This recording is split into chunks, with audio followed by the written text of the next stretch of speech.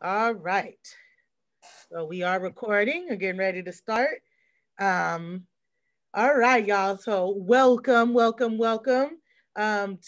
the first official um, community conversations with Joe. Thank you for joining me. This is a little slightly different platform for those of you who joined me on my pilot episode with Jamil Butler when we were talking about the new happy hour. Um, this is different because it's coming with some research from scientist who I'll introduce in a minute for those of you who don't know who he is. And he has research that I would like for you all to see, and he's going to talk about briefly. I will also make sure that I add the links to his I had presentation. to just, I'm sorry, I had to adjust my hat. So you all can read it on your own. And then he's going to be joining us Friday on Facebook Live at 7 o'clock, and then again on Instagram at 7:30, so he can answer a few questions and you all can interact with him on Facebook Live. So without further ado, I'm Joe, Josette Neal-De-Stanton. Everybody knows me as Joe, and this is Conversations with Community Conversations with Joe, where the objective, excuse me, of this is to talk to the Black community about different health disparities that are affecting our community. This came out of a want, a passion, a need of mine in our community to try to do something to address all these different things that are affecting our community. And just wanted to do my part, right? We talk about health disparities all the time, but we don't address the real reasons of why these exist. So we talk, always come back to systemic racism and oppression. And then what we need to do to empower ourselves to start reclaiming our health. So with these segments, we are addressing mental, physical, emotional, spiritual wellness, and we are reclaiming all of those aspects, right? So today I have Rene Neal-De-Stanton, who is my brother, for those of you who know that. I have to say this, little brother, because he doesn't like when I say that. Who is a who is a biologist, and he specializes in cellular molecular biology. He's a recent graduate of Cal State Dominguez Hills, where he received his BS in cellular molecular biology with a minor in chemistry. Super dope. Y'all know I'm a STEM queen. I've been a STEM educator for about 12 and a half years. So I'm so proud to have my brother killing me in the science right now.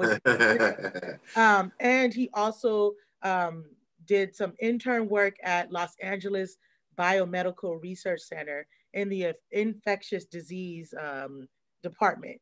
And so he's here today to talk about COVID-19, and in particular, to talk about the effects of COVID-19 induced cytokine storm syndrome. Right? I got that right. Yeah, you A knocked that mouthful out. here, right? It is Knocked a it out. mouthful. And so this was something that he's gotten a lot of questions about as we've been in shelter in place, and things have been developing that he's worked with the doctors and scientists at LA Biomed. And he's done research just recently and presented to a group of scientists and other professionals. And so, Rene, thank you for taking the time to come uh, join the Zoom and do You're this welcome. presentation. And an early thank you for joining us Friday on the Zoom, on the Facebook Live and the Instagram Live, where you hopefully we'll also be joined by some of your colleagues and peers who Yeah. supported you with the work as well. Correct? Right. Correct. All right. So without further ado, I'm going to give Rene the floor to share and talk about his work. And then we'll tell you what to do to join us live.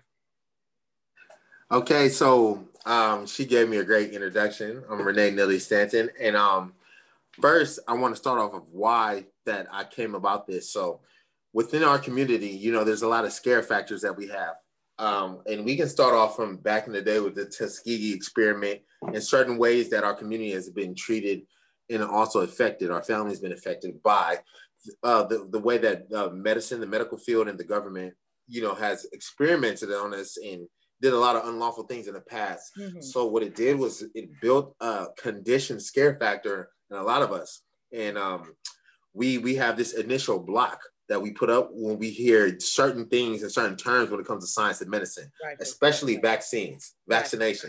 And so when this all started back in some months ago, while I was already working at LA BioMed, it just came, it hit everybody the same. And there was so much confusion. There was so much misinformation also put out there. And within our community, because of this condition factor that we have, we in the blockade we have, some of us that are in this field, I felt like we needed to explain, research, and elaborate to our own people, and that might, especially people that have economic disparities, who are not readily can get the information, as fast as others can. And so we're left in the dark. And so I took it as a passion of mine, working in infectious disease, to be able to intricately come up with a way to present to our people and have them digest what's really seriously going on. So before I even get to the slides, I'm just going to say it out real quick.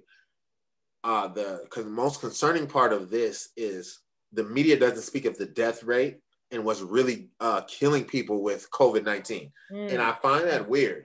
And so if you look through the media, they'll say numbers, of run numbers to you of this many people died, this many people died of COVID-19, but they're not really saying how a lot of those people are dying. And so through my research, all of my articles I do, of course, they're peer reviewed. And, I've been doing this a lot in my career. I found out that Cytokine Storm Syndrome, which is a self-autoimmune attack, is what's really killing the people with the severe COVID-19 cases. And the news is not, and the media is not spreading that around, because when it comes to that autoimmune attack, we don't have any working cures or treatment right now for that severe. So also, that's why vaccination is important on a certain level for us, because at the end of the day, you don't know if you get sick. You can catch a severe case of COVID-19. And in that moment, you catch a severe case, you're very accessible to the cytokine storms. And the mortality rate for these are 50 to 80%. And so this is what's really killing people. So when they're like, the vaccine is needed and take the vaccine, it's just not because we can overlook. I'm taking the conspiracy theories out of this, of science. It's all based on facts and science. This is what's really killing people. But if people were aware of the dangers of this part, then we would be more acceptable probably to taking the vaccines in different forms of the vaccine. So my presentation was really made, it's made for my colleagues. So I'm going to go over my presentation, but I'm not going to read off of it by verbatim, because you can do that on your own and look up words. And I want it to be hard to digest for some, but I'm just going to go over the basics and what's most important that I think that we all need to learn about this. Absolutely. So at this moment, if you would allow me to share my screen, I can just get into this. I'm not going to bore you and take up your time. I got things to do. I like to play Madden too. I got to give 2K on pause right now. 2K. So let's get into it. Let me share my screen if I'm allowed right now, Joe. Yeah, you can go ahead and share. And as he's setting up to share, I just want to re-emphasize where he was like, you can read this. He looking at me, think you fine. That's my brother. Yeah. I can't even see myself now too. Yeah. So as he's about to start sharing, I just want to point out again, I'm a big proponent of telling people about the importance of reading. And so I encourage you all, especially those of you who are on his page, I know, and reaching out to him and asking questions, to take your time later and read through these slides, look things up, and then you can ask him questions that are a little bit more informed based off of his research. Because I think that's a clear thing. Renee's not a doctor yet, right? Yeah, right. But he's based off research, and that's where his work comes from, and that's important for you all to know. It's research based. Okay, right. We have your slides. Okay, thank you. So, like I said, I'm not gonna just read off of these slides and bore you guys with a bunch of like huge terms and things that you don't know, but I'm gonna use these slide by slides to give you guys a whole idea of what I'm talking about and why it's important. So, COVID-19 induced cytokine storms.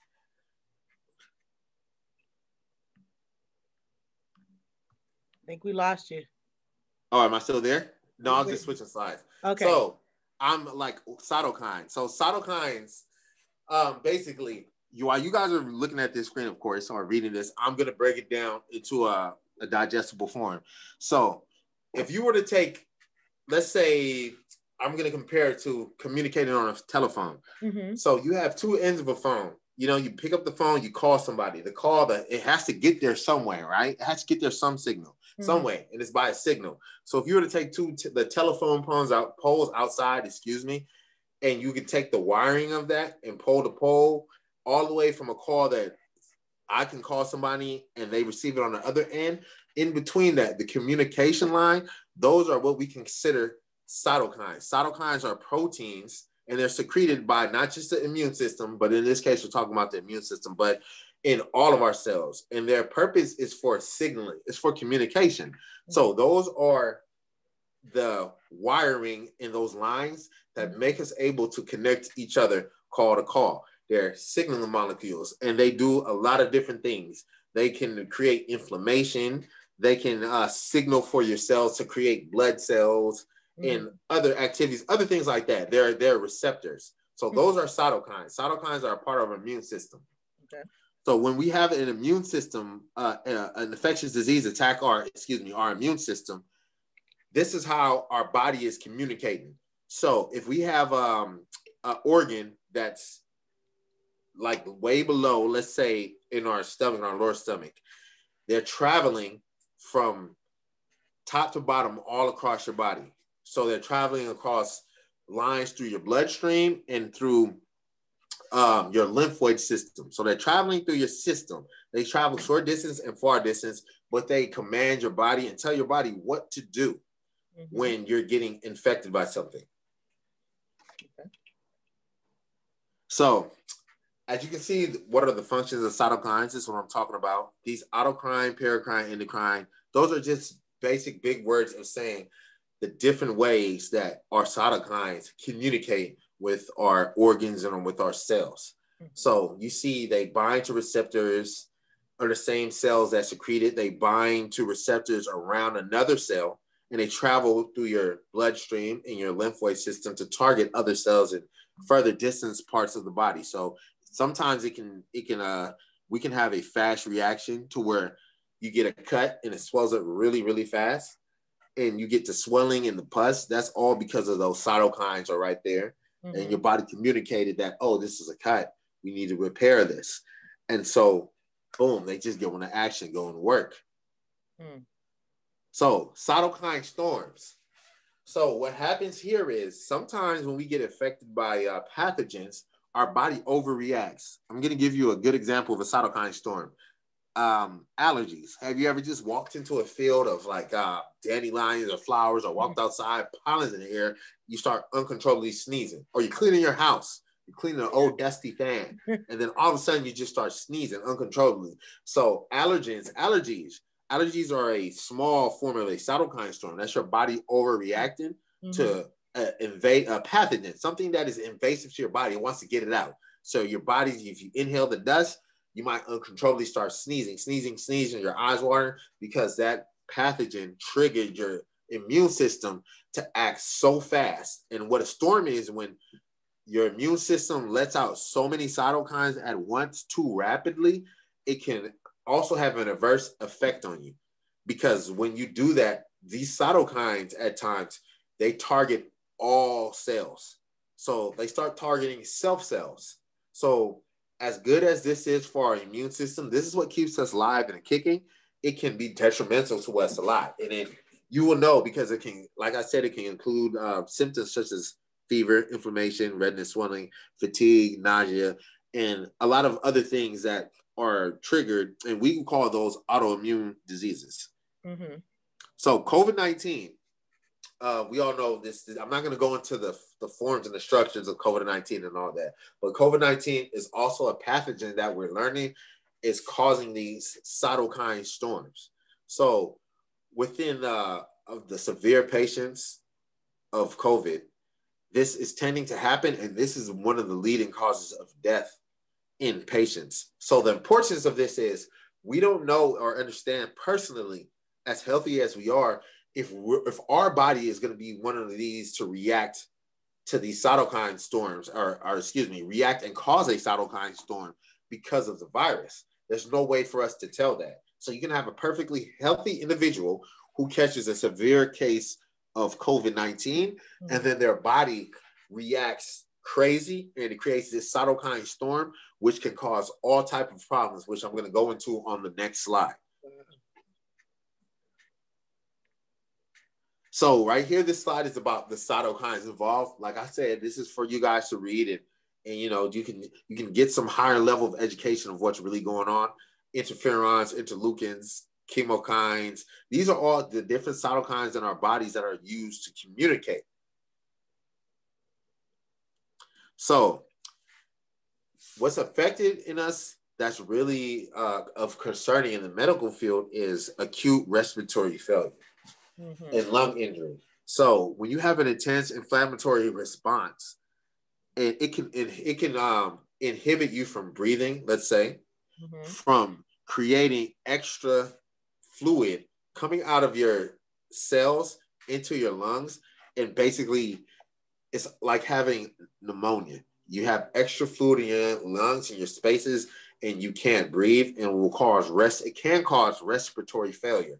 So what the media is not telling us is this is the leading cause of deaths of the COVID-19 cases, because not only is this affecting your lungs, a cytokine storm can affect your kidneys, it can affect your livers, and what can eventually happen is malfunctioning of your organs from the overactivity of your own immune system. Wow. So cytokine storm is an autoimmune disease. It's like if you ever heard of rheumatoid arthritis, that's an autoimmune disease. Lupus, these are all the same type of conditions that are caused by an overactive immune system. And so right now, this slide I'm showing you guys is just a basic, simple diagram of how your lungs can get infected by a cytokine storm from the virus infecting your body, and then your immune system coming out and attacking, but overreacting, and it starts attacking itself, your self cells. So how the body is affected: inflammation, which I already stated, you know, and it usually begins at the local site of infection, which for COVID-19, it's coming through your mucous membranes or through your eyes. It's your hands touching your mouth, anything that, you know, that's entering your system. And when it comes there from the point of circulation, it's already into your stream, and it can cause redness, swelling. You'll feel pain. You could have loss of body function. And then once that happens, it gets to a severe case and it starts affecting your tissues.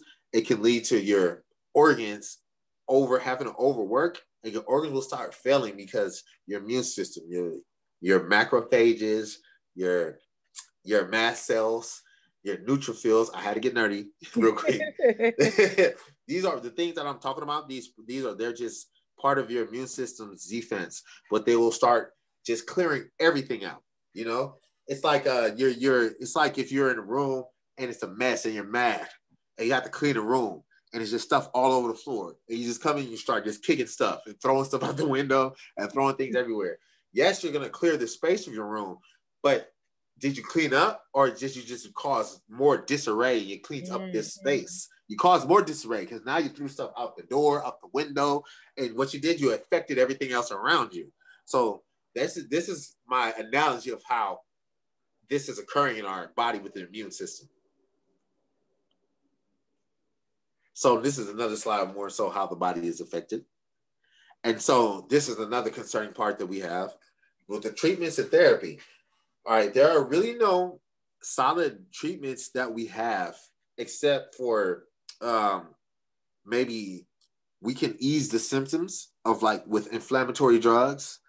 We can use immunomodulatory drugs, which means drugs that they balance out your immune system, where they will shut down your immune system. Sometimes they have to decrease the amount of immunity you have, and sometimes they have to increase the amount of immunity you have. So this is what's going on with a lot of the COVID-19 patients. So if you're experiencing a cytokine storm and you have a lot of organs and your body is just in inflammation and going crazy, they have to suppress your immune system. You know, so they'll use immunosuppression drugs. But while they're doing that, you're still infected with the virus. The virus can kick back up and it can start affecting other things. And so they have to decrease the amount of immuno drugs they give you so your immune system can kick back. And it's like a back and forth thing, but you never know when it could just turn left. Mm-hmm. You know, one of the good things about this is that the tests to diagnose these they're really, really cheap. They're readily available, and they're nothing but like blood tests of elevated proteins and serum levels in your blood. So some of these developing potential treatments we have, IL-6, which is an interleukin, corticosteroids, PD-1. These are things that you can look at and research your own. These are developing treatments, but notice they're treatments. They're not cures. Once your body goes into this condition and state, it is very severe, and it is very dangerous. It's very serious, because within hours you can be healthy, and then with hours you can pass away from this, because your body can just go crazy from all these, from all the activity. Yeah. Wow. So my importance of this, of course, cytokine storms are killing half of the severe COVID-19 patients. The mortality rate in adults who develop the syndromes is 50 to 80%. And then COVID also has a high chance to lead to clots, deep vein clots in the brains or lungs. And so these clots can travel, and these clots are also killing people. And one of the main things that is causing this is the ARDS, which is acute respiratory distress syndrome, because COVID-19 focuses in the lower lung. So it's focusing in the lower lung. You get the cytokine storm in your lung, which I showed on the previous slide. Your lung is getting filled with fluid. It's called interstitial fluid, because the fluid that's leaking out of your capillaries and your cells into the lungs where it shouldn't be. And it fills up your lungs to where you can't breathe. And it basically suffocates some people to death. This is just one way that a cytokine storm can affect you. Mm-hmm. And so here's some of my references that I use. This is actually from a 10-page paper that I wrote, a research paper, and I kind of condensed it for you guys, because I would rather, I'm just showing you the information. It's better and informative to me to just speak about this while I'm showing you guys what's going on. So I'm going to unshare my screen so I can just sit here and actually just talk for a little bit, now that you guys understand or see what I'm presenting about.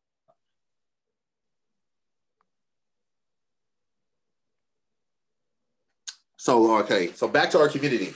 So this is serious, because the media leaves us uninformed. Not only do I do this because of cellular and molecular biology, I also do health. I also do something called the cheat code that has to deal with diet and nutrition. Mm-hmm. And this also ties in with diet and nutrition.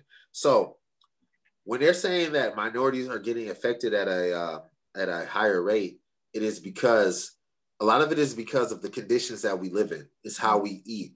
The things we eat, what we digest, what we put in our body. So when they say that these diseases are affecting people who have prior health conditions, you don't think that they're just talking about somebody who has diabetes or who had cancer. Yeah. No, prior health conditions mean somebody who is not at optimal health, whose body is not at hemostasis. Hemostasis is perfect balance. Your body does that. So if you smoke, if you drink, if you eat a lot of fast food, if you have high blood pressure, if you have high cholesterol levels, all these are what are considered underlying health conditions. Mm-hmm. Most of us in our communities have these underlying health conditions. Mm-hmm. A lot of us do these things. We eat whatever we can because of our economic conditions. Mm-hmm.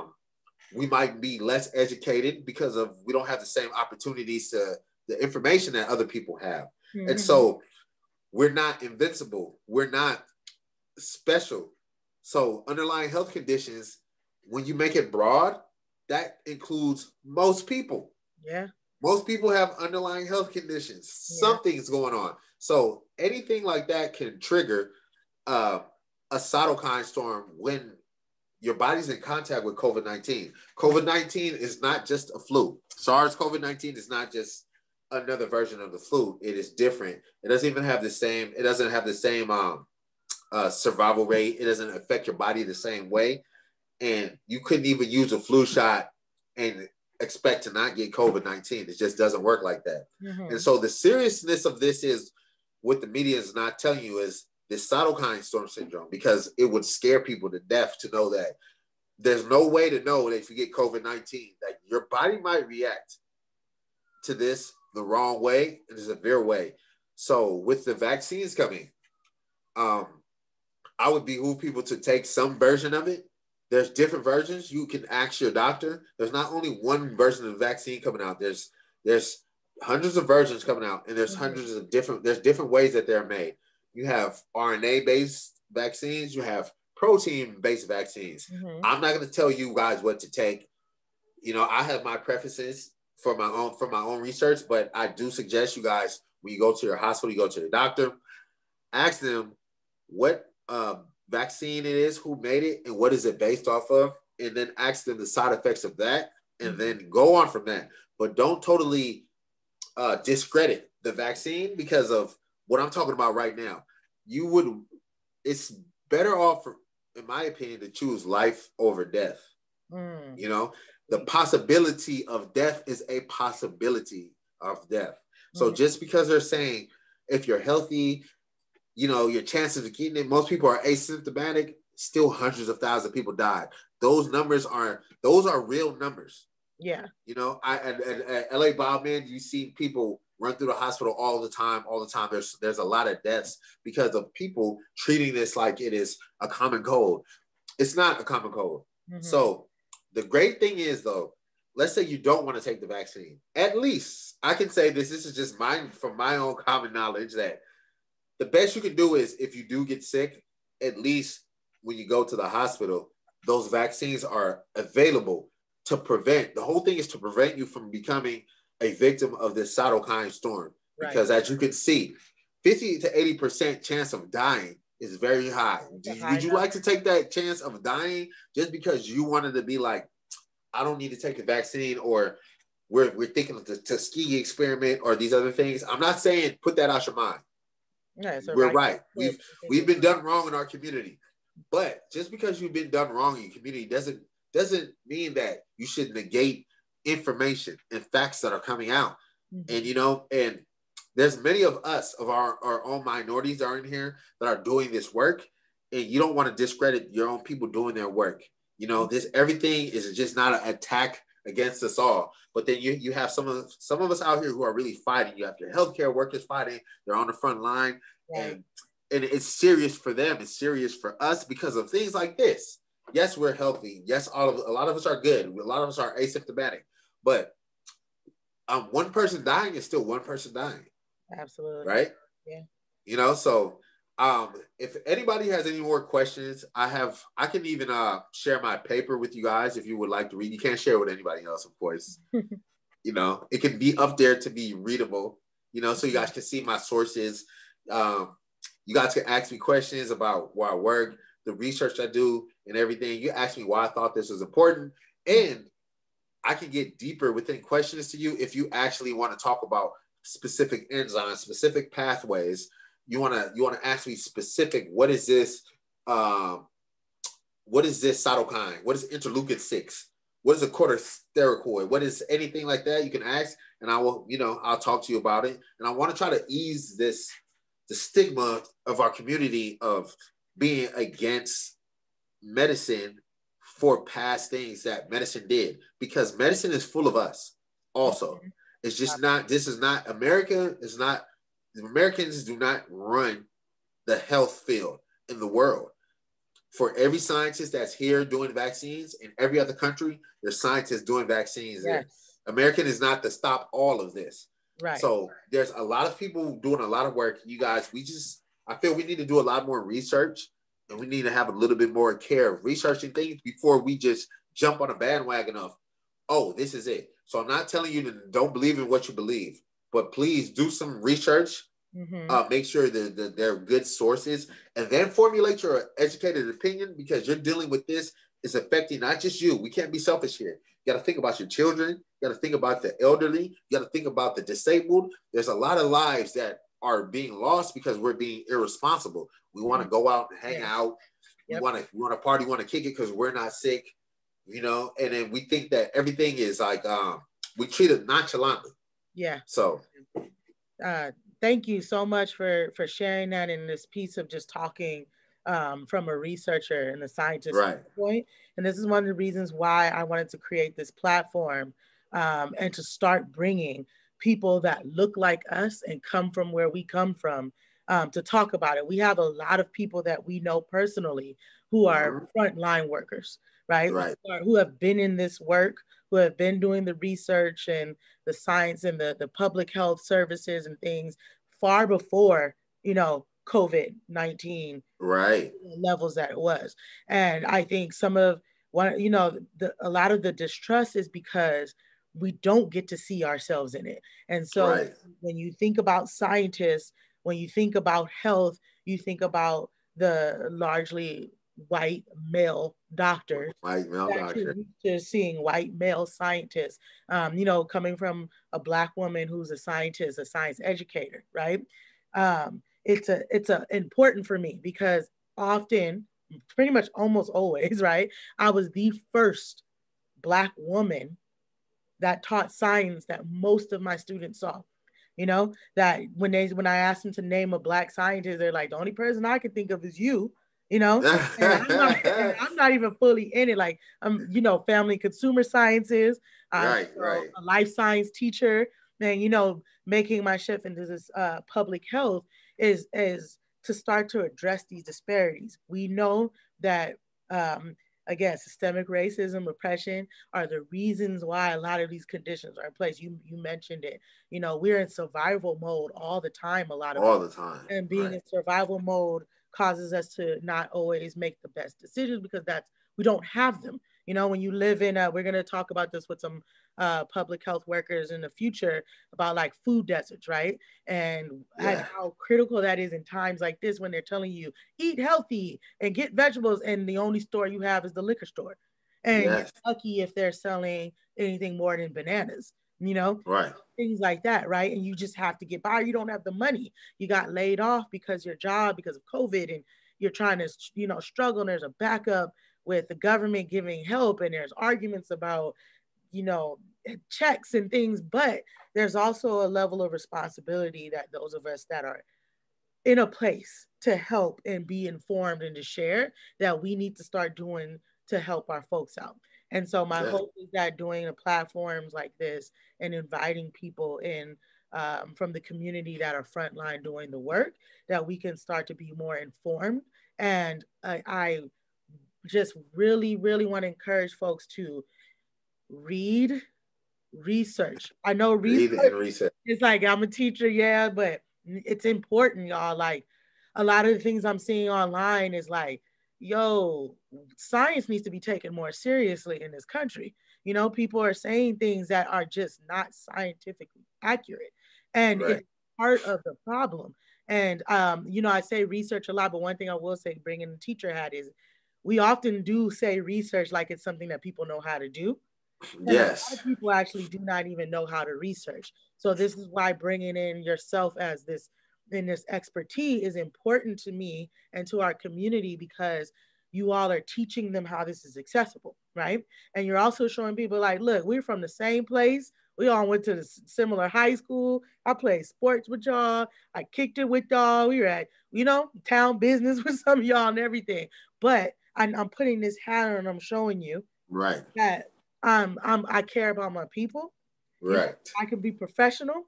I'm putting in the work. Don't discredit me because, oh, that's just Rene. No, this, you know, and I'm proud, you know, bragging sister moment. But this is not just raw Nay, if you know him from the rapping and dancing, or Nay, or whatever you used to do. This is Rene, cellular molecular biologist. Rene, who busted his butt to get through college, get his research done. Rene, who is doing a free, the cheat code to help our community with our health for free, right? For free. Rene, who's about to get a master cheat code. Yeah, you know, shout out cheat code. Mike, you know, you know, Renee, who's about to get a master's and get, you know, and all the other things, like, this is your work, this is your field. There's a lot of us who are experts, and it's not to discredit just because you don't have to have a degree to be knowledgeable, right? You don't. But Oh, you the know what? Can I degree, interject and say something yeah, on that point? I'm gonna give you guys a tip, and I learned this in school. So while she was talking about research, just like she was saying, you don't have to have a degree to be knowledgeable and get valid information. I'm gonna give you guys a tip. I suggest you use what I learned from one of my mentors. It's called the CRAP test, CRAAP. So when you're looking for an article, you're interested in a subject, give it the CRAP test. It's funny because it's called CRAP, right? yeah, But it's spelled CRAAP. So CRAP means C stands for the currency, R is the relevance, another A is for the author who wrote it, another A is for the authority, and the other P is for the purpose. So what you're doing with the article, you want to see how current is this article with the information. I'm not going to pull up an article from 1800 talking about something that happened in 2010, you know, that relevance. I'm not going to pull up an article about cancer treatments in 1970 when you're in 2020 and there's more relevant cancer treatments. I'm going to look at the authority of it. Who is writing the paper? What is their degree in? Am I going to listen to a nutritionist who's writing something about cell bio? You know, am I going to listen to a physical therapist who's writing something about cancer? The author is the same way. Who is this person? Where is it? Where's their aim for? Purpose. What is that? You have to look at the purpose of things. Who is funding these people?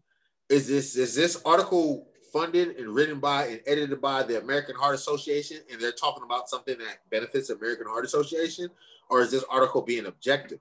And so the CRAP test will help you feed through a lot of crap. yeah. And we're gonna have to come back real to crap on our Friday to talk about that, because it's something that we talk about, like I said, as educators all the time. We assume that, you know, everybody's like, it's age of technology. A lot of people don't even know how to use technology. And again, because of the lack of information, the lack of education, there's a lot of factors that cause that. And just because you have a phone and you know how to pull up Google doesn't mean you know how to pull things out of it. Exactly. Doesn't know you know how to look for academic articles and research. And if you even get it, do you know how to digest it? That's another thing. That as a skill too. That's something that I want to bring in to start to help our community, is like how to research, how to be informed, how to advocate. You gave some tips in this video of how to advocate for yourself when you're going into the hospital and talking about vaccines, right? Right. That's also important as well. But it's also research, ask questions if you don't know how to do these things. You have a lot of people around you who can help you and who want to do it, right? So you won't be saying things like they're going to inject it into your cell. And it's like, you are made. So how is it's weird because it's like we have this fear, isolate a cell. We have the fear factor. Yeah, you know, the fear factor is blocking a lot of us. But it's like fear factor another way, not just of the vaccine. We have a fear factor sometimes, it seems, of a blockage of knowledge and education. We cannot be scared to ask professionals questions. Just because I have a degree and I took these classes, yes, that means I'm more privy to this information. I can digest it. That doesn't mean that you're not allowed to ask me questions all day, every day, and make sure that what I'm saying is what I'm saying. And that's what we need to do. We need to hold each other accountable for what we're saying to people. We have to stop as minorities in our communities allowing loose lip information. We can't just jump on stuff. If somebody says, oh, the sky is green, you can't, and you want it to be just because of your own narrative, you can't go and spread that information. That's why spreading wrong information is just as bad as the person who says the wrong information without your research. We tend to do that a lot. If something aligns with our ideas, we'll do it. So if we're against, let's say, some vaccines, and then somebody is like, oh, a vaccine causes this disease, and this condition. So if it does, as a scientist, as a person, let me take the scientists out. As a person who researches, you should be asking questions. So when you look at this meme that says this vaccine or this does this, you need to look at what the vaccine is. You need to look at what the chemicals on the vaccine. So they'll say methyl acetate. Okay, what is that? What is it? What it actually is that? How's it made? How does methyl acetate affect your body? What percentage of your body does 1 milligram? How much methyl acetate is in this? How much does the percent affect your body? What's the percentage of people that it affect? You need to ask questions so you will be informed. So when we're informed, we're not spreading false information and we're not dumbing down the community ourselves. That's just the real thing about accountability. You know, at the beginning, I know I was slightly misinformed on some of the information. And as soon as I found out exactly what we were dealing with, step back. But I also didn't just continue to blast the wrong thing. Yes. It was like misinformation on something, you know, which I take a responsibility for, of like, you know, just trying to not jump into instant. Well, we all do it. We all do it. And I was just trying not to jump into instant fear factor when the COVID and the shelter in place first came in. It's like, y'all calm down first. But once we start to really get the details and developments, totally different. You know, that's what you're supposed to do. You have to start normalizing, acknowledging when you are wrong on something. And it's okay with that. And then changing the information once you find out the right information. It is okay. It happens to the best of us. No, it's not because, like you said, that we have degrees to where like now we're up here and we think we're better than. No, this is my area of expertise because I took the time to really go into detail learning these things. And if you are a person who does this on your own, then you have a responsibility and to spread proper information. And when we have the responsibility to hold each other accountable, and you start making sure you're being clear with people when something is your opinion based on some information that you digested versus as fact. And you don't want to repeat stuff sounding like rap lyrics. Yeah, a lot of people start sounding like fact. And start sounding like your favorite hook. You just repeat it to the next person. Body yada yada yada. Next person. Body yada yada. And that's exactly what it is, you know. And so I just want to, you know, again, thank you, Rene, for coming on and of course breaking this down. My hope is that this will intrigue folks to want to come in on Friday to hear you talk live. We're going to answer some questions. Can I just want to say one thing? Yeah. If anybody would like on Friday, if I need to re-pull up the slides, because I know I wanted this to be digestible. I wanted this to be more about me talking, like I'm talking to the community, more so than me reading to a bunch of scientists in the room. That's why I didn't really read out everything. But if anybody wants to get deep into those slides and want me to explain anything, feel free to ask me any appropriate questions that's about this. Just don't ask me about any. Please don't come and bring things out of left field. Don't ask me about some spirituality and this and that. I wanted to keep this all about fact-based information. I'm laughing because, you know, sometimes we get a little out there. And it's not to say we know that folks have all information can come from everywhere. Yes. We just want folks to be informed and we want to spread information. We're going to share information on this platform that is coming from, that has a base, right? Yes, it has a base. You know, and it's not to say that if another scientist, especially in our Black communities where we're reaching out to, right? If there's another Black cellular molecular biology. Yes, come on. That wants to come and you want to, like, I would welcome that. It also sounds like we might need to host a webinar of a couple of my educators, meaning folks who have the background in research, like yourself, my other brother, for those of you who don't know, Rene Neal-De-Stanton, who has his background in research and he's in psychology. He's currently in the process of getting his doctorate, right? I have one of my he ain't tight. One of my I had to hate. One of my sisters who is in this work with me. She actually designed this wonderful logo back here. She's in a doctorate right now in getting in epidemiology and its research, right? She's gonna like getting folks who look like us, you know, across the diaspora, to come in and share this information, and we can start to really get into this work. So with that being said, I'm going to post this on my Facebook. Rene, I'm going to invite you to post it on yours as well. Oh, definitely. Share this, have the conversations, right? And then we're going to come on Friday, this Friday, the December 18th. Yeah, this Friday, December 18th. Yeah. I'll be here 7 on this, 7:30. It's Yeah. ma'am. Please, if anybody that reads through if you could get a chance to read through or watch this and read through, come with questions. I would love it if you have questions that's not even on there. If you come with it, come with the question, but come where it came from. Come with the source of a question. And then, we can talk, we can discuss, because this is what we need to do. We need to talk. I'm not above anybody. But what I will do is always bring up, this is not the only presentation I do. I've done it on food deserts. I've done it on apoptosis and cancer. I've done so many. So I can actually come all the time with another slide and present, because this is what I do. Well, make sure I'm doing it serious. I'm not just dancing all day. Well, make sure we invite you back for sure for some other conversations and some panels.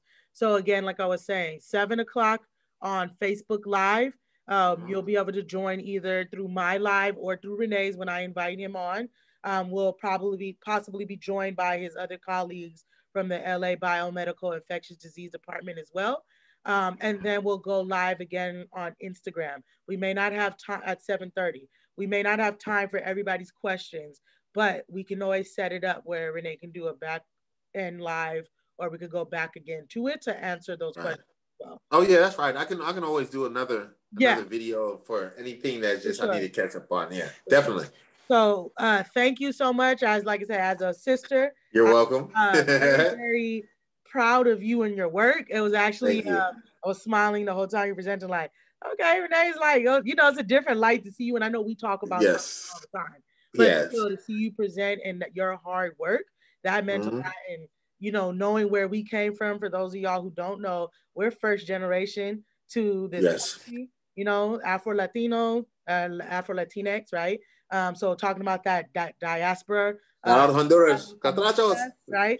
And a mother from this country, African American, Native American, right? Like, we are first generation, and we are our ancestors' wildest dreams and then some, right?